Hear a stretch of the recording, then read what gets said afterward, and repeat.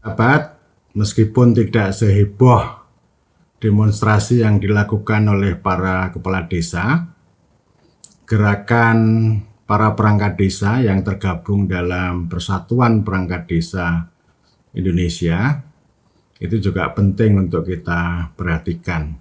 Tentu ini tidak menimbulkan kontroversi, dan pertemuan PPDI dengan Komisi 2 pada hari Selasa yang lalu, tanggal 24 ya Januari, saya juga mendampingi mereka.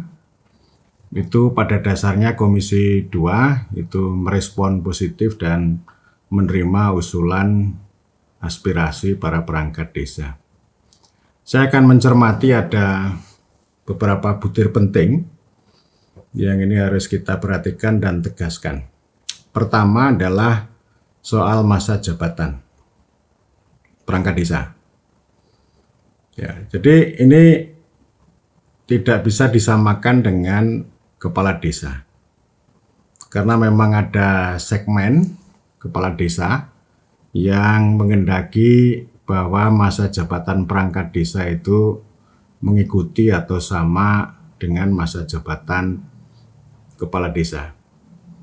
Karena ada gerakan semacam itu, lalu PPDI bergerak melakukan aksi kolektif untuk tetap mempertahankan masa jabatan itu 60 tahun karena posisi perangkat desa itu administratif.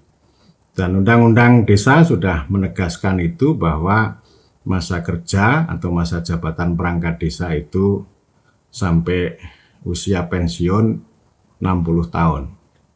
Tujuannya adalah untuk menjaga kesinambungan urusan pemerintahan, administrasi, dan sebagainya.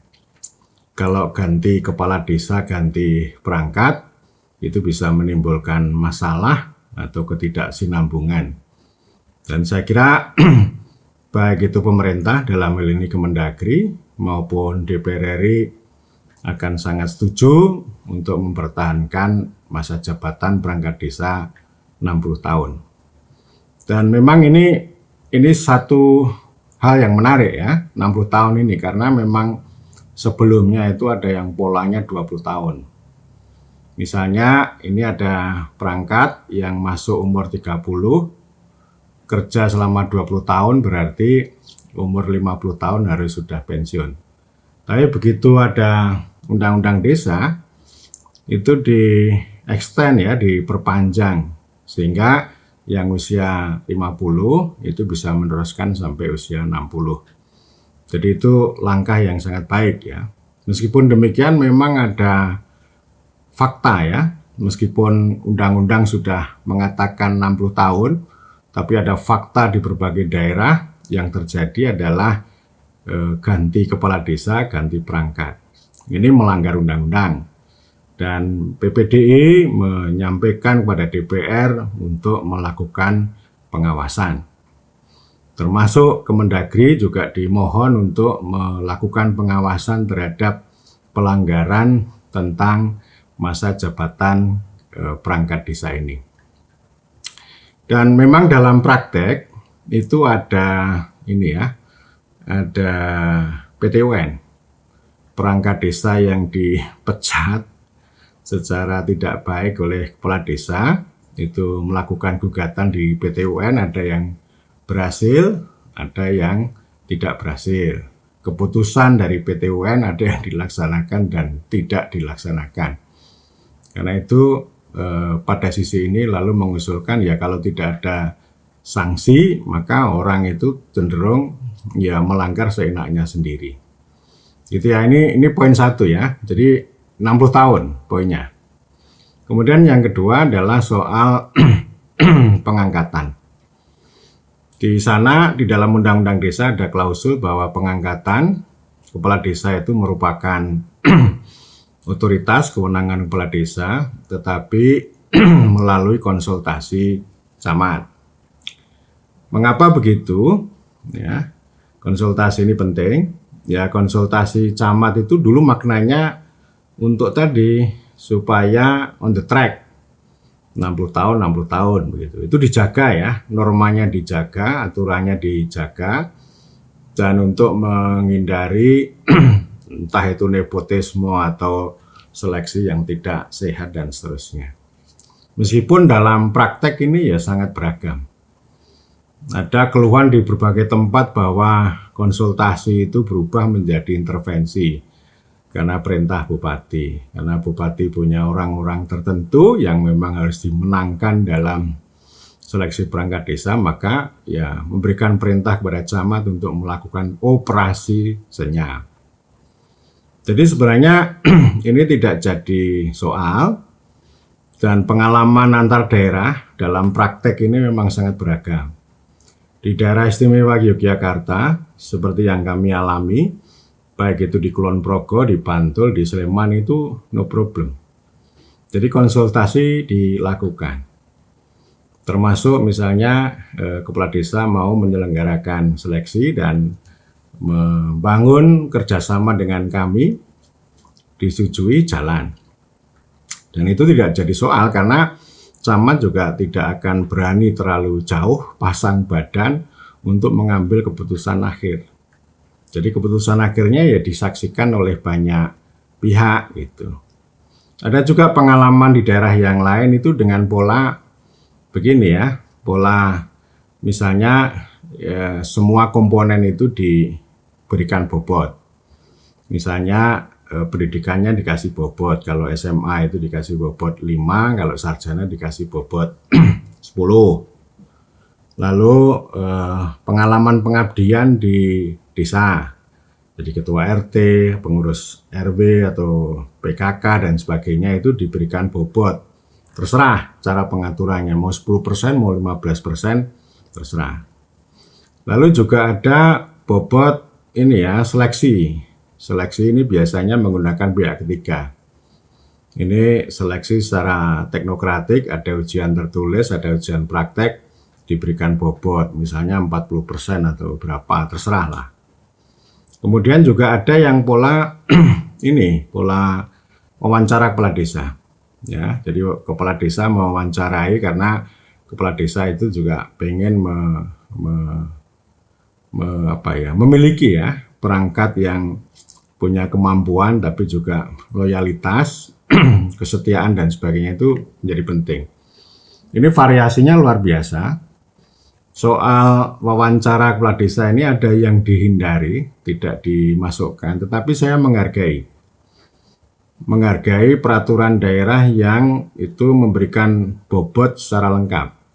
Baik itu pendidikan, kemudian pengabdian, seleksi tertulis dan praktek, lalu wawancara yang dilakukan oleh kepala desa, lalu semuanya dijumlah, ya, dan kemudian ada yang dua ya, jadi calon terbaik 2 diserahkan pada camat, lalu camat akan memberikan rekomendasi secara tertulis khususnya untuk yang ini ya, pemenang 1. Kalau pemenang 2 yang dipilih itu bisa jadi masalah, artinya camat ini bikin perkara gitu. Ya ini contoh, dan oleh karena itu ketika ini kita diskusikan dengan sahabat dari Sujito berarti ada 3 poin ya soal seleksi. Pertama etik ya, etik itu ya seleksi kapasitas baik tertulis maupun praktek. Praktek itu bisa macam-macam, bisa pidato dengan bahasa lokal misalnya, atau praktek komputer atau apalah, terserah. Praktek bikin surat juga bisa. Itu etik itu. Yang kedua, istilah Risujito adalah otoritatif. Jadi kepala desa mewawancarai ini, misalnya diberikan bobot 40%, ya, karena memang undang-undang itu memerintahkan bahwa seleksi perangkat desa merupakan otoritas kepala desa. Jadi wawancara ini ya, bahwa kepala desa akan menguji calon-calon ini. Tentu masing-masing kepala desa akan punya cara ya, karena banyak kepala desa juga yang tidak mau kalau sepenuhnya itu menggunakan mekanisme etik atau seleksi secara administratif oleh pihak ketiga.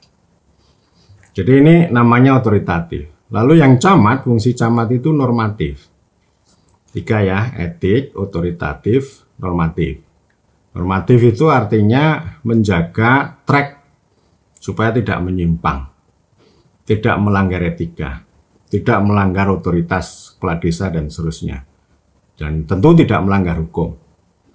Jadi artinya ini camat ini perlu dijaga di situ. Dia bukan melakukan operasi intervensi, tapi juga tidak minimalis, tidak berperan sama sekali, tapi normatif, menjaga norma gitu ya. Nah ini yang kedua ya, soal seleksi. Kemudian yang ketiga soal status. Nah ini yang sudah lama ini. Para perangkat desa ini menuntut status. Kami ini bukan ASN, bukan PNS, bukan P3K, bukan buruh, dan sebagainya. Lalu kami ini apa? Ya ini yang paling penting ini sebenarnya, soal status ini. Karena itu mereka melakukan gerakan itu menuntut kejelasan status. Dan memang ini kita tidak punya sebuah kerangka yang memadai. Ini berbeda dengan PNS atau ASN. Statusnya jelas. Dan memang dalam undang-undang itu dikenal perangkat desa ya. Perangkat desa itu bisa digunakan untuk menyebut organisasi, tapi bisa juga untuk menyebut jabatan. Nah, di pasal 13 ada istilah aparatur. Hanya satu itu saja. Ya. Sehingga ini perlu pendudukan, perlu melihat secara duduk secara tepat. Dan ini ke depan kita bisa perbaiki, entah itu di peraturan pemerintah, atau kalau mau ada revisi undang-undang desa. Dari sini sebenarnya ada 3 poin yang memang harus jelas, harus pilah, yang nanti akan terkait dengan soal eksistensi perangkat desa itu. Yang pertama, perangkat desa sebenarnya menyebut organisasi. Ingat, ada organisasi perangkat daerah. Jadi badan dinas itu namanya organisasi perangkat daerah. Dan itu organisasi, bukan menyebut orang, bukan menyebut jabatan. Nah, kalau jabatannya ya bisa kepala, bisa sekretaris, bisa kepala bidang dan sebagainya, itu kan namanya jabatan. Nah, dalam hal perangkat desa sebagai organisasi, ini kan ada sekretariat yang dipimpin oleh sekretaris desa. Lalu punya bawahan namanya kepala urusan. Lalu ada teknis. Teknis ini ada kepala seksi pemerintahan atau seksi pembangunan dan seksi-seksi yang lain. Kemudian yang ketiga ini kewilayahan. Dukuh, dusun, bayan atau istilah-istilah lain ya, dusun ya, bahasa standarnya. Jadi sekretariat, teknis dan wilayah, kewilayahan itu disebut sebagai perangkat dan itu menunjuk organisasi. Dan ini menjadi bagian dari pemerintah desa. Undang-undang menegaskan bahwa pemerintah desa adalah kepala desa yang dibantu oleh perangkat desa. Lalu perangkat desa dibagi menjadi sekretariat, teknis, dan kewilayahan. Jadi artinya sebenarnya perangkat desa itu menunjuk pada organisasi. Tapi di dalam undang-undang dan pemahaman kita sehari-hari memang perangkat itu juga menunjuk sosok, menunjuk jabatan, begitu ya. Nah, yang kedua adalah jabatan atau pejabat. Nah, jabatan ini ya sekretaris desa itu jabatan. Kepala urusan itu jabatan. Kepala dukuh, kepala dusun itu juga jabatan. Mereka juga bisa disebut sebagai pejabat. Pejabat adalah ya aktor-aktor atau sosok yang memegang jabatan. Dalam teori dan dalam pembicaraan sehari-hari kita jarang menggunakan istilah pejabat desa. Jarang sekali ya. Yang sering kita dengar pejabat negara. Pejabat negara ini sebenarnya menunjuk pada pejabat politik.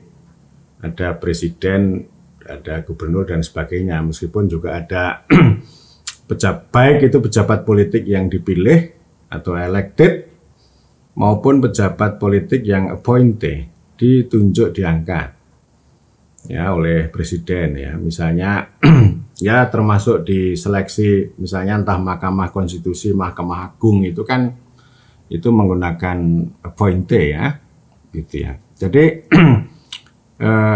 pejabat itu sebenarnya ya paling umum secara teori itu ada pejabat politik dan ada pejabat administratif.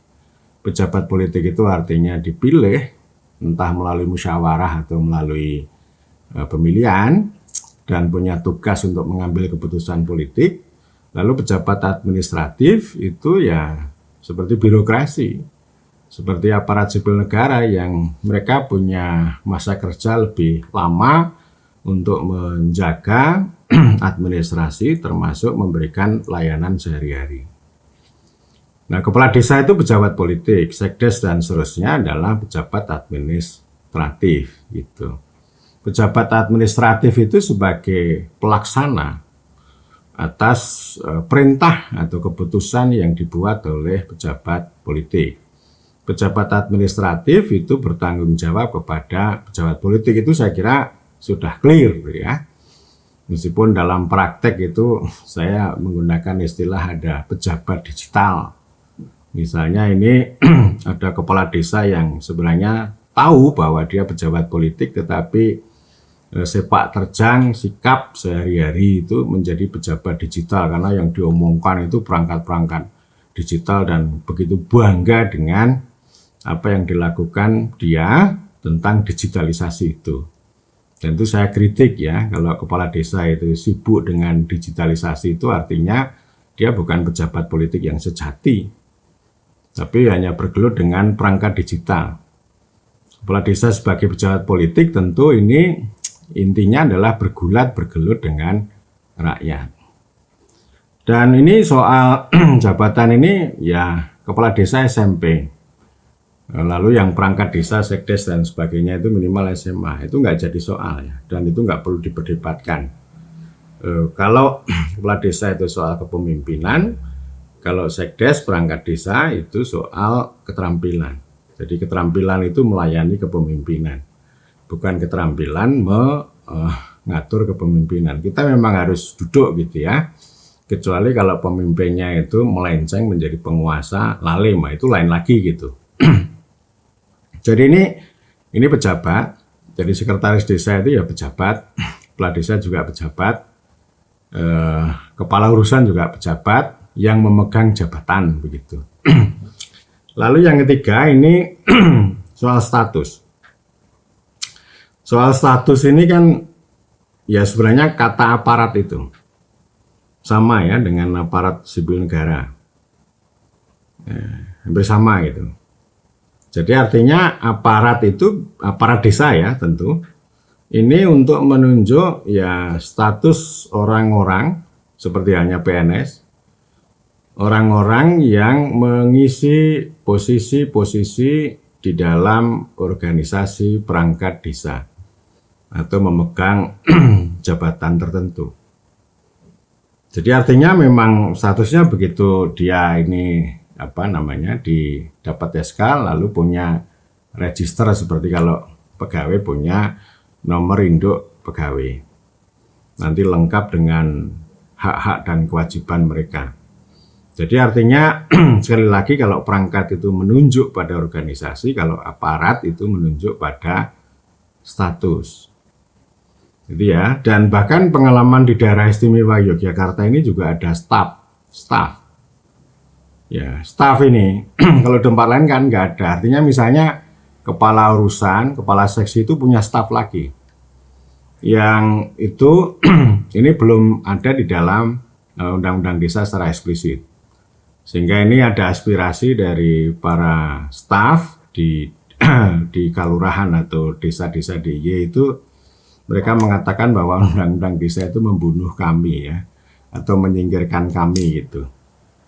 Nah karena itu sekarang mereka menuntut supaya staf itu dibuat secara eksplisit.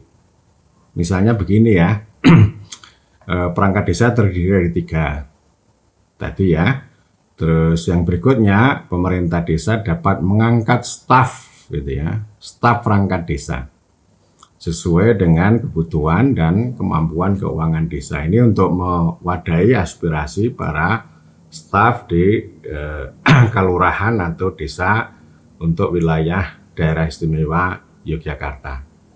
Karena memang kelurahan atau desa Yogyakarta itu kan punya skala, punya volume, punya ukuran yang jauh lebih besar daripada desa-desa di Jawa Tengah, Jawa Timur, Jawa Barat maupun Banten di tanah Jawa ini gitu. Jadi ini staf ini juga sebagai ini ya, sebagai aparat. Dan dia juga menjadi bagian dari perangkat. Karena perangkat itu adalah organisasi gitu. Sehingga kalau ini kita bungkus ya, perangkat itu terdiri dari jabatan ya. Jabatan-jabatan itu mulai dari yang sekretariat teknis dan kewilayahan plus staf. Bisa stafnya KUR, bisa stafnya kepala seksi atau yang lain. Begitu. Ya, yang penting ini soal status ini perlu ditegaskan secara eksplisit bahwa ya ini para pegawai lah. Ya. Intinya pegawai sama aparat ini kan sama. Ya pegawai desa atau aparat desa. Yang itu akan berbeda dengan pegawai negeri sipil atau aparat sipil negara, berbeda dengan P3K, berbeda dengan buruh, berbeda dengan polisi dan sebagainya gitu. Nah, yang keempat itu soal terutama hak ya, kalau kewajiban pasti ya. Hak ini ini terkait dengan remunerasi. Pasal 66 Undang-Undang Desa di sana dikatakan bahwa kepala desa dan perangkat desa itu memperoleh penghasilan tetap setiap bulan ya. Jadi per bulan itu harus dibayar penghasilan tetap. Kalau PNS gaji begitu ya. Nah dalam praktek tidak begitu. Ada yang per bulan dibayar, ada yang 3 bulan, ada yang 4 bulan. Jadi kalau belum dibayar ya akhirnya ngutang. Nah selain itu juga standar yang beda-beda. Ada yang dapat 3,5 juta, ada yang dapat 28 gitu ya. Ada yang beda-beda ya meskipun sudah distandarisasi setara dengan PNS golongan 2A. Padahal itu masih rendah juga. Karena mereka juga mengurus orang banyak juga. Sama dengan PNS itu ya. Meskipun seleksi PNS itu lebih sulit gitu ya. Seleksinya lebih sulit. Tetapi dari sisi pekerjaan juga ini ya. Ya artinya juga mengurus orang banyak. Jadi mereka nggak mau direndahkan gitu. Ada banyak kepala desa maupun perangkat, ya kami ini mengurus orang banyak juga. Bahkan sekian tahun yang lalu, mereka ngiri dengan tukang kebun. Tukang kebun kalau zaman dulu itu PNS juga, golongan 2 gitu, di sekolah-sekolah itu loh, tukang kebun itu PNS itu. Ya, jadi hanya ngurusi di satu sekolah, tapi PNS. Sementara ini para perangkat desa ini atau para aparat desa ini itu punya tugas dengan jangkauan wilayah yang lebih luas dan mengurus orang banyak, tapi statusnya tidak jelas. Sehingga pada waktu itu mereka menuntut untuk dijadikan PNS, tetapi pemerintah dan DPR menolak tuntutan mereka.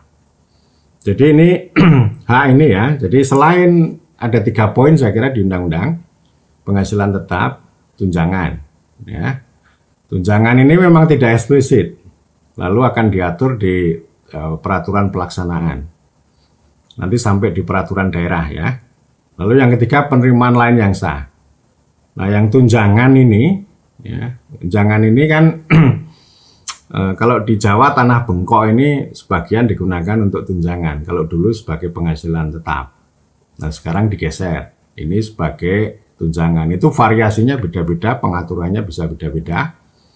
Dan memang tunjangan ini dipraktekkan juga secara berbeda. Ada kabupaten yang misalnya siltapnya itu penghasilan tetapnya itu ditambah kayak gaji ke-13. Jadi tidak hanya 12 tapi 13. Tapi ada tadi ya, ada yang tetap 12 dibayar katakanlah 4 kali gitu. Dan kemudian juga saya menemukan kisah-kisah yang berbeda. Misalnya ada yang dibayar 1.600.000 seorang kepala desa itu. Lalu mereka mengatakan ya kalau caranya begini ini memaksa saya melakukan korupsi. Ada juga yang gajinya hanya sekdes 500, kepala desa 700. Ya, karena memang ini tergantung pada politik hukum di kabupaten. ADD-nya itu berapa besar yang diberikan. Meskipun perintahnya 10%, tapi prakteknya kan tidak 10%. Dan itu bagi daerah sering dianggap ini menjadi beban berat gitu. Jadi ini ada juga pengalaman di satu daerah itu ada tunjangan hari raya. Di daerah lain nggak ada gitu. Makanya mereka sering protes kalau ada pengumuman tentang gaji PNS naik gitu ya, THR akan dicairkan, gaji 13 akan dicairkan, lalu mereka itu mengatakan bahwa kami ini anak tiri, tidak diperhatikan, statusnya nggak jelas, haknya juga tidak jelas. Nah karena itu ini penting nanti dibuat eksplisit sekurang-kurangnya kalau di dalam batang tubuh kepala desa dan perangkat desa itu, aparat desa, memperoleh penghasilan tetap, bahkan perlu ditegaskan bukan penghasilan tetap, gaji tetap gitu ya, gaji bukan penghasilan ya, gaji gitu ya, dan tunjangan lain ya, nanti dijelaskan tunjangan struktural, tunjangan hari raya, tunjangan apalah nanti bisa dirumuskan sehingga ini mereka layak, hidup lebih layak lah, dan ada standar ya. Seperti hanya PNS juga ada standar gitu. Nah kita berharap itu ada standarisasi itu. Standarisasi gaji dan tunjangan seperti hanya PNS gitu ya. Ini hanya standarisasi saja. Nah nanti bisa kita kembangkan juga dengan pola karir, pola kinerja mereka. Tapi tentu saja kinerjanya juga harus diperhatikan seberapa efektif itu untuk pelayanan kepada orang banyak. Jadi tidak hanya pelayanan surat menyurat 52 surat bukan, tapi pelayanan kepada petani, kepada peternak dan sebagainya. Ini yang sering saya ingatkan bahwa reformasi birokrasi desa atau birokrasi kelurahan di DIY itu tidak bisa kita memandang dengan sudut pandang kelurahan. Tapi kalau soal gaji, soal tunjangan perlu ada standarisasi yang lebih layak gitu ya. Ya paling tidak misalnya begini, kepala desa setara dengan lurah, sekretaris desa setara dengan sekretaris kelurahan. Ya nanti pasti orang akan menjerit, wah ini duitnya dari mana kalau sebesar ini? Ya memang itu konsekuensi. Ini karena desa itu sebagai fakta gitu ya. Dan kalau kita uraikan secara tegas, kewenangan, tugas dan sebagainya untuk mengatur mengurus kepentingan masyarakat setempat, maka itu sudah menjadi konsekuensi bagi negara untuk memberikan pengakuan, penghormatan, ya penghargaan, termasuk standarisasi gaji, tunjangan dan lain sebagainya. Sehingga mereka bisa berperan kalau kinerjanya nanti melayani rakyat tidak baik, ya bisa saja itu ada hukuman atau sanksi yang setimpal yang sesuai dengan amal perbuatannya. Jadi paling tidak 4 poin itu saudara-saudara para sahabat ini perlu di-clearkan dan nanti di dalam agenda revisi itu perlu lebih tegas ya. Meskipun aparat desa atau pegawai desa ini tidak sama dengan PNS, tetapi mereka penting untuk menerima hak-hak itu secara layak dan kemudian kewajibannya juga bisa kita dorong, bisa kita tuntut, terutama untuk memberikan pelayanan pada orang banyak. Saya kira demikian.